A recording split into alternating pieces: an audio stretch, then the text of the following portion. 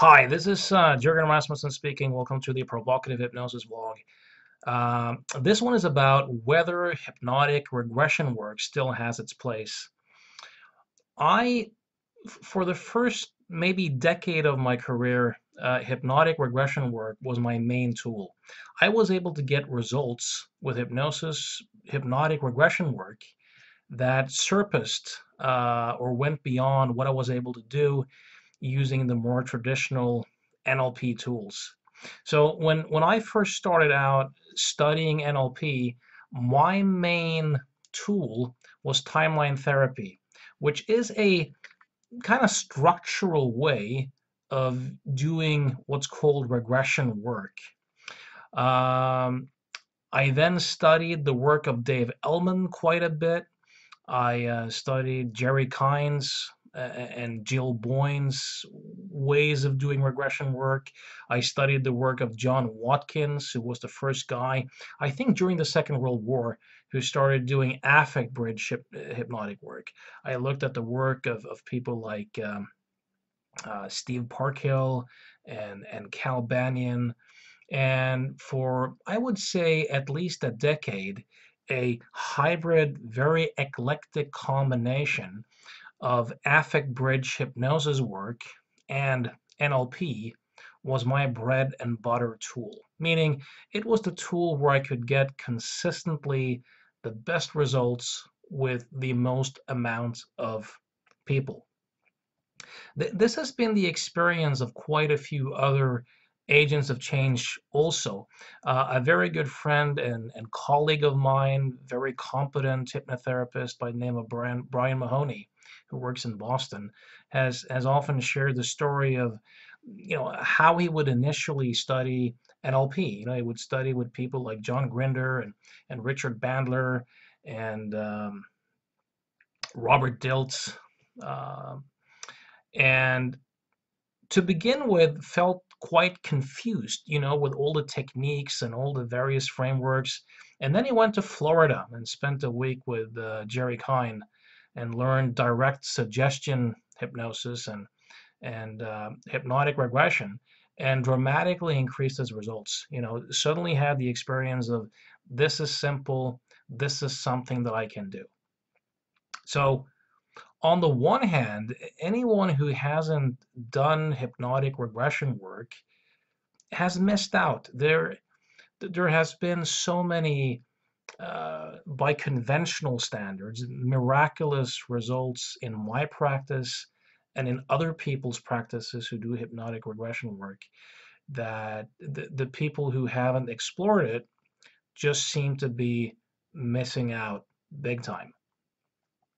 Now, over the last decade or so, this has changed quite dramatically for me. I started studying Albert Ellis's rational emotive behavior therapy. Um, that changed things up a little bit. And then I've gradually moved into this psychological illusion model of hypnosis and change work that I'm currently practicing. And this way of working gives me even better results. It gets me consistently better results than I used to get with hypnotic regression work. And it does so without all the liabilities. Because this is what increasingly began to bother me with hypnotic regression work, was all the pitfalls and all the downfalls and all the meta suggestions uh, that kind of presupposed and implied stuff that I really didn't want to imply in terms of working with my clients. So more and more, the more I looked into cognitive psychology, memory research, the more I really looked into stuff, the more the various hypnotic regression models started to bother me and nag at me. The only problem was, quite a bit of the time, the results were really, really good. So how to balance that? And I'll tell you a little bit about why I think regression work is mostly obsolete. It's obsolete, I think, mostly for two reasons. A, there are quicker and better ways of getting the same results, and you can get the same results without presupposing and implying a lot of the nonsense that regression therapists have a tendency to presuppose and imply. So let's take a little look at this. First of all, watch your meta suggestions. By meta suggestion, I mean the overall frameworks, what you're overall kind of implying or presupposing about what has to be there for change to happen. So let's say that I see a client and I have to do this detailed personal history, or I have to, ask the person about what has happened in their lives, and I have to talk about their childhoods and that type of stuff. Well, this kind of presupposes that we have to explore the person's memory and childhood to get change. This is, by the way, not really true. It's one of those things that increasingly started to bother me. Another thing that really bothered me was the emphasis on events. Events, what happened, who did what to whom. It really presupposes that events are important. It operates from a pretty old Freudian model that says that you have to find, these root causes, these ISEs, or initial sensitizing events, from a very early age. You have to dredge them up, and you have to somehow resolve them or release the negative emotions from them for change to happen. This isn't true. This is actually nonsense. It's not really true. Now, think about something else. If I do hypnotic regression work with someone, and first we have to create this special state that we call hypnosis, and then we have to find this ISE, or root cause event, and then we, depending upon the model that you use, you might have to, set up unconscious signals, or forgive someone for what they have done to you, so on and so forth. Well, if you look at the meta suggestion, this really implies that there's a lot of stuff that has to happen for change to happen. You have to go into this special state labeled hypnosis. You have to dredge up these childhood events. And then you have to, for example, forgive someone.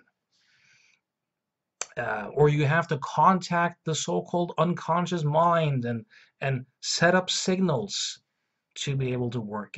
All of this implies that there's a lot of stuff that has to happen for change to happen. Now, the only issue is that everything I just presupposed is nonsense. You don't have to go into special states. You don't have to suggest and presuppose this magical entity called the unconscious mind that you then have to set up signals with.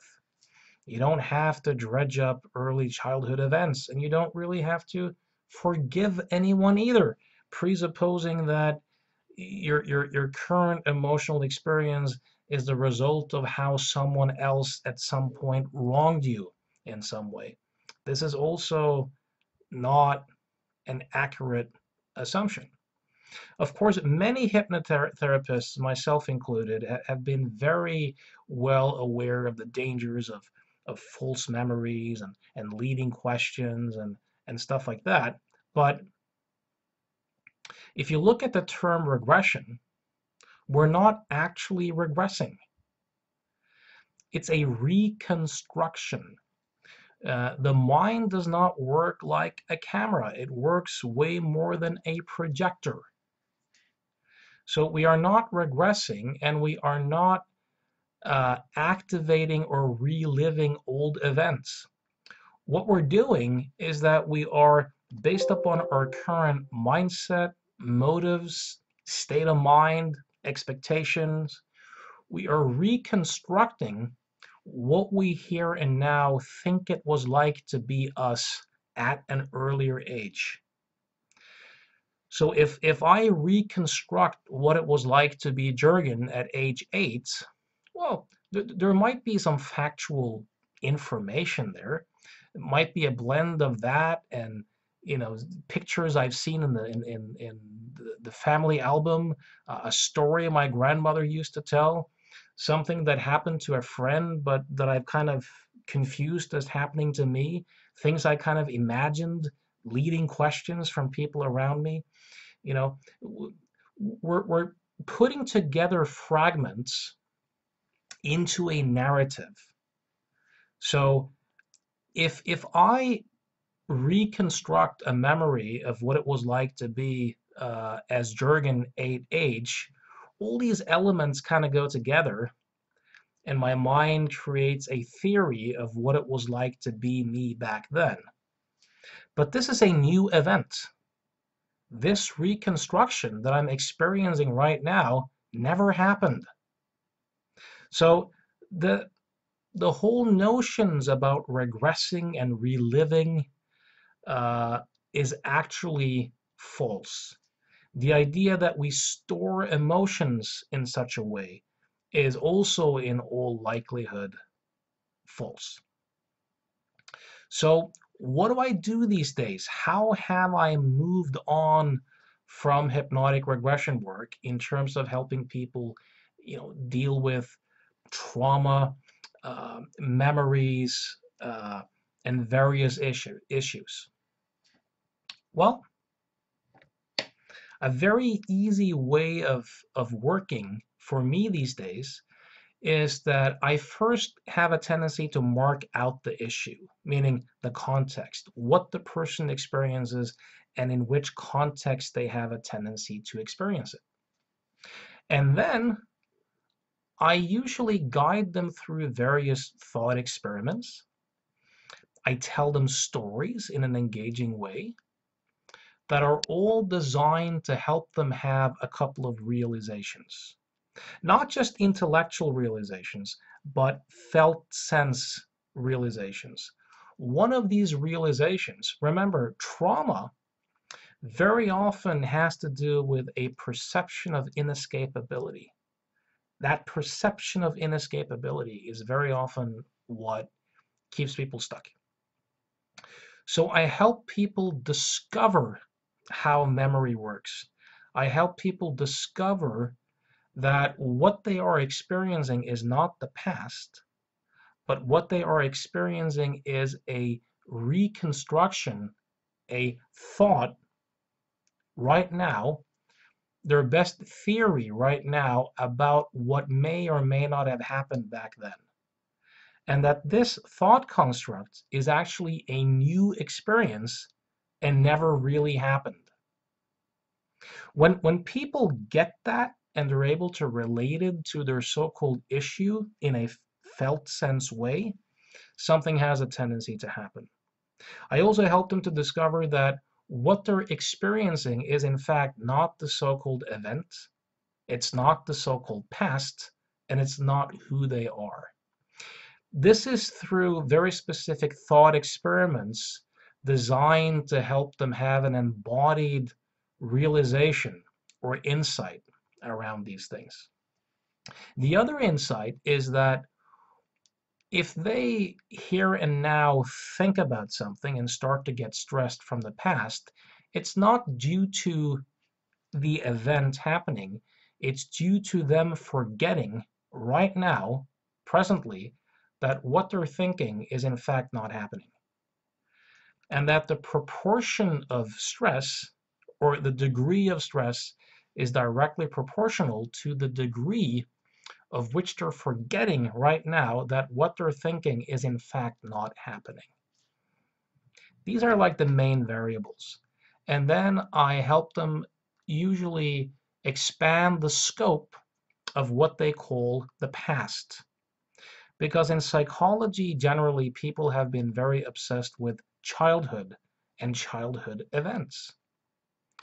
But according to my line of thinking, at least, what appears in my mind and what appears in your mind probably has way more to do with the last few tens of thousands of years, if not hundreds of thousands of years, of Homo sapiens evolution and either further back, meaning that the living conditions that our ancestors have been living in and their challenges for tens and thousands of years have, in all likelihood, shaped our brains, our evolution, and have way more to do with what appears as thought constructs and experiences in consciousness in present time than the things that idiosyncratically happened or seems to have happened in our personal childhoods.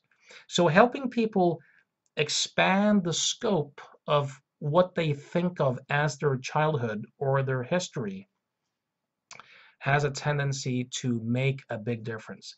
It helps people to realize, really realize at a deep level, that what they think of as themselves and as their personal thoughts is really a very impersonal part of nature and evolution flowing through them moment by moment. And that, when realized as at a felt level, is truly a game changer. These sorts of insights, discovered through thought experiments and stories and suggestion, are way more appropriate, and they are way, and the map fits current scientific research about memory and suggestion. So able to get better results faster for most people without the downsides, without presupposing and implying all the nonsense that we have used to imply. So that is a big thing. Now, I'll still hold the door open for a rare regression session. You know, sometimes when I work with a client, they just won't respond to this way of working. So I might need another way of reaching them. Some people, based upon the way they operate and the way they think, a more typical regression session might be a better fit. So for some clients, some of the time, knowing how to do hypnotic regression work still might be your best choice, just out of sheer pragmatism. So I recommend learning it. I recommend knowing it. I've had a lot of very powerful experiences throughout the years, helping people change using that format. And I'm here to tell you that there are faster, easier ways, both on you and for the other person, for most people most of the time, without the risks and without presupposing a lot of stuff that quite simply isn't true and isn't very useful. This is the type of stuff that I teach in my psychological illusion model seminars. Hope to see you at one of those. Till next time, keep exploring.